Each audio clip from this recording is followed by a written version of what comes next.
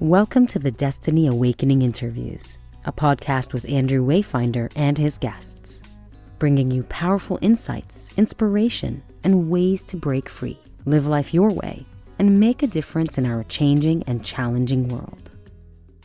So hello, everyone, and a very warm welcome to another edition of the Destiny Awakening Interviews. I'm Andrew Wayfinder Renievich, and I'm joined today by Florian Brody, executive coach, mentor, and business strategist, TEDx speaker, and poetry lover. A very warm welcome to you, Florian. And where are you hanging out today? Hello, Andrew. Thank you so much for having me on your show. I'm based in the Silicon Valley, in the San Francisco Bay Area, just a few miles away from Stanford University. Okay, great. Well, let's dive into your work. So Florian is a certified transformational life and leadership coach. Originally from Vienna, Austria, Florian has lived and worked in Silicon Valley for more than 20 years, where he's co-founded 5 startups.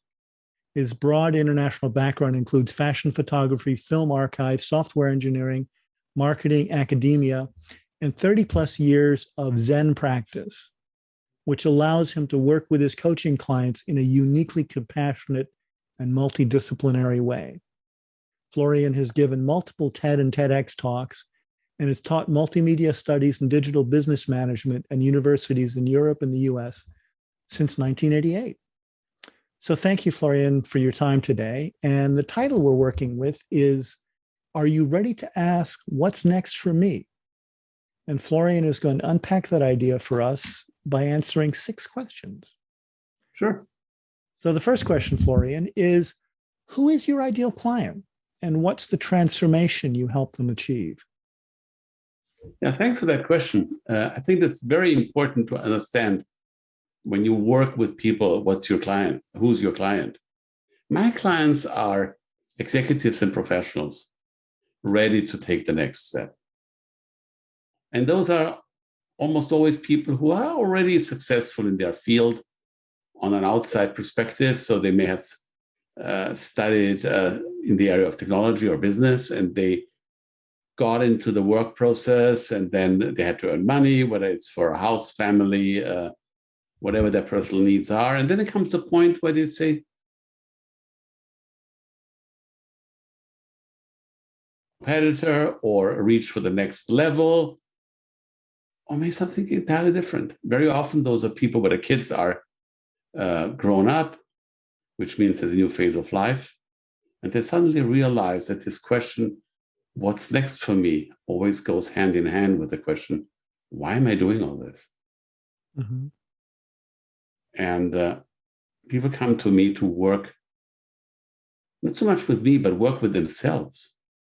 And I support them in that transitional process to realize what can be next. Mm-hmm. Okay. And what's the nature of the transformation, of the change that you see them accomplishing? We all have a personal narrative, a story how the world shows up for us. And there may be something that's getting in the way from our path.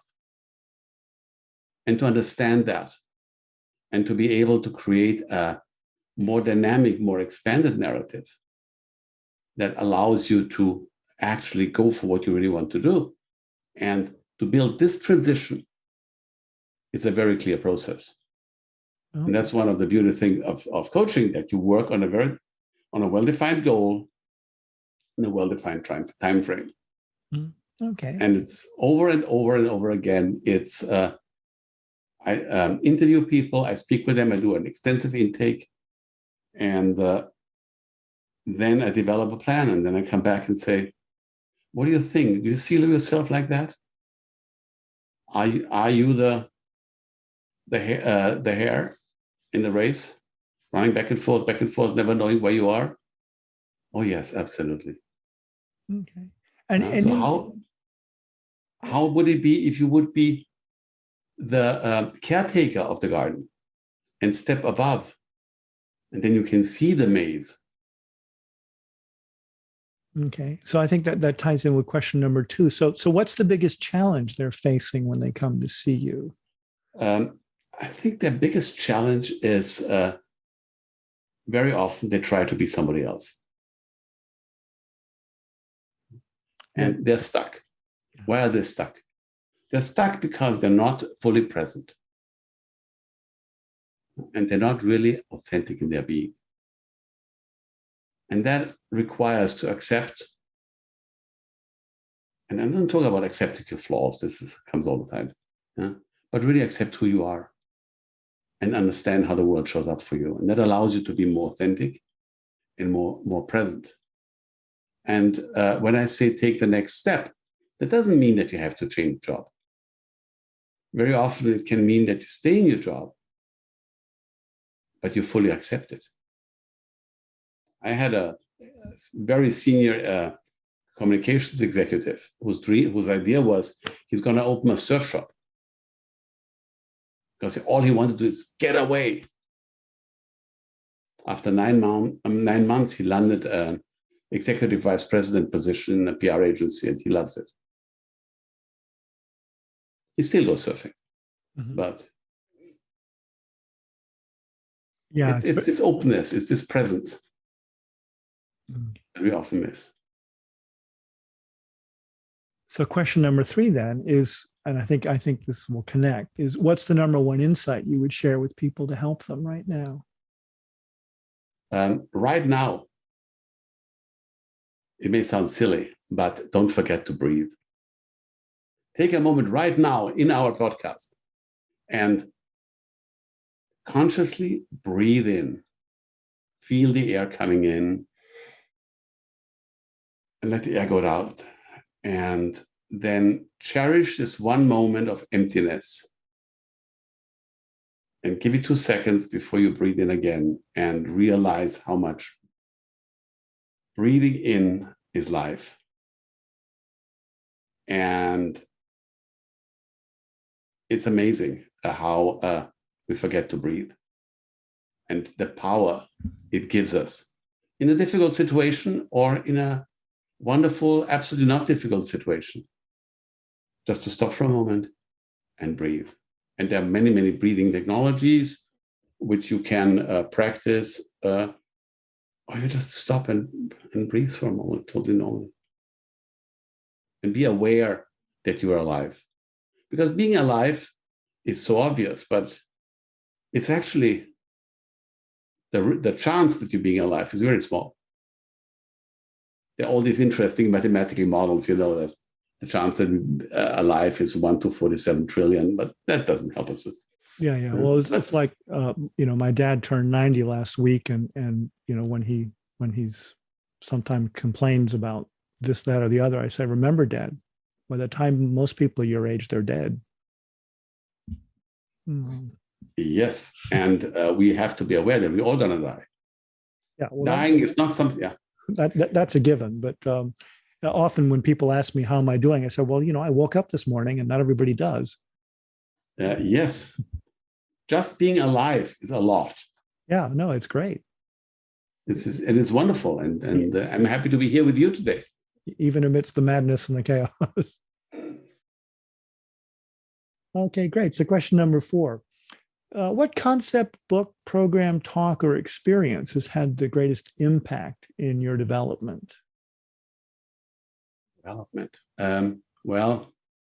there are multiple things. There are 2 books I always carry with me, even the day of electronic books.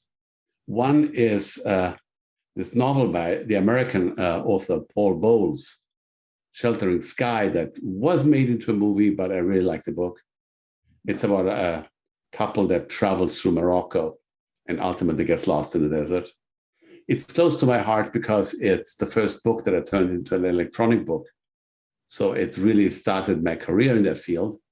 And the other one is The Art of Memory, which is a theoretical nonfiction book by a researcher called Francis Yates. And it's about memory palaces and artificial memory. And it covers the last, 4,000 years. And there's so many insights that are also helpful when we work with digital media today. But then, of course, there are the children's books that I read to my daughter. I'm a single dad, so they were very influential to me. And for practice, I think my Zen meditation practice over the last 30 years really helped me done so many different things to tie them together and to be of service as a coach. Mm-hmm. I think that's very important for me. Okay, great. So that ties into question number 5. What's a free resource you'd like to share with the audience to help them? I think the free resource that I can offer, I can be of service. And on my website, I have brody.org/next. I'm offering a free coaching session to everybody who listens to our podcast. And in addition, I will make available a questionnaire that is not so much one of those questionnaires that you get at your eye doctor. It's more a questionnaire that has questions that you answer for yourself and that allow you to think a little bit where you yourself stand.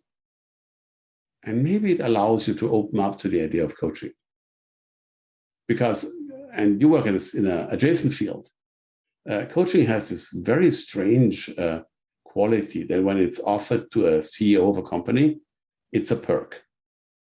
Anybody below, it's the sort of thing that the human resource department does to you before they fire you. So it's the last red flag. But when you're the CEO, it's a perk. That's really, that's a very, very strange dichotomy. Yeah. So I'm happy to offer a free coaching session. And this is not like a sales program. This is because I believe, yes, it takes longer than one session to really work, but you get an understanding what coaching is. And no matter how you decide, you learn something about yourself. Okay, great. And I think that ties in perfectly with the last question is, what should I have asked you that I didn't? And I think you wanted to talk about why you do what you do. I'd be happy to talk a little bit about that, if that helps, because I think it puts into position what I do and why I do it. Yeah. Now, I was always interested in a wide range of things. I always considered myself as somebody who put things together that nobody else would put together and take things apart that everybody believes they belong together. So I always put different things together. And when I had the chance to put together my interest in media with my interest in computers, when digital media started to appear in the mid-1980s, for those of us around long enough, remember CD-ROM, which I remember when it started, I remember when it died. So it's very strange. But working with so many different fields, teaching at universities, I've always cared for people. Working in Europe, I worked for many years in the National Library, in software engineering, and then coming to America. And again, seeing a different culture really gave me the breadth and the depth to work with people who are ready to take the next step. And so when the opportunity arose that I could actually really train as a professional coach, I really felt that I'm ready. And I took it's a 1-year training. It's pretty hard. Yeah, maybe not as hard as what you did. It's like therapy, but it's an intensive training, and I'm very happy that I did it because it allows me to offer the service to my clients, the people I work with, in a very professional way. And I think that's important, even in a field that is not as highly regulated as therapy, even more. Yeah. Okay, great. Anything else? No, I think this is wonderful. Okay, well, that was perfect, Florian. Thank you so much for your time today. Well, thank you for having me. Thanks for listening to the Destiny Awakening interviews. If you have a friend who would benefit, please share and subscribe to the show on iTunes and leave a review. We really appreciate it. And remember, always use your power for good.